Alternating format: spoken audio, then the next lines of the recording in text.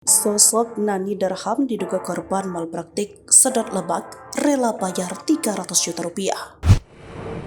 Sosok Nani Darham, artis lawas yang pernah membintangi film Air Terjun Pengantin, meninggal dunia pada 21 Oktober 2023. Ia meninggal dunia usai melakukan prosedur operasi sedot lebak di salah satu klinik di Jakarta Selatan dengan biaya sebesar 300 juta. Adapun diketahui Nani Darham menjalani operasi sedot lemak tersebut 2 bulan setelah melahirkan anak bungsunya. Naas, Nani Darham dikabarkan meninggal dunia diduga akibat malpraktik saat melakukan prosedur sedot lemak di klinik tersebut. Lantas siapa sosok Nani Darham dan bagaimana penjelasan mengenai sedot lemak tersebut?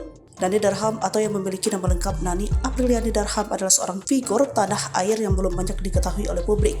Ia merupakan seorang artis kelahiran 26 April 1986 yang telah menikah dengan pria bernama James pada tahun 2017. Tidak hanya itu, pernikahan mereka pun telah dikaruniai oleh sepasang anak laki-laki dan perempuan, melengkapi keluarga kecil yang mereka miliki.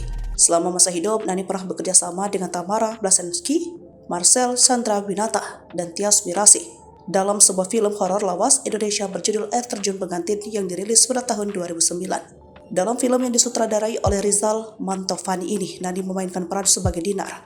Sebelumnya, sosok almarhum Nani Darham juga sempat membuat publik geger, sebab pemilik nama asli Nani Apriliani Darham itu sempat mendapat citra buruk di dunia hiburan usai menjadi pengedar narkoba. Di tahun 2020, Nani Darham ditangkap polisi karena menjadi pengedar narkoba. Sabta Maulana selaku Wakil Direktur Narkoba Polda Metro Jaya AKBP tidak menyebut adanya faktor ekonomi yang menjadi alasan Nani Darham melakukan perbuatan kotor itu.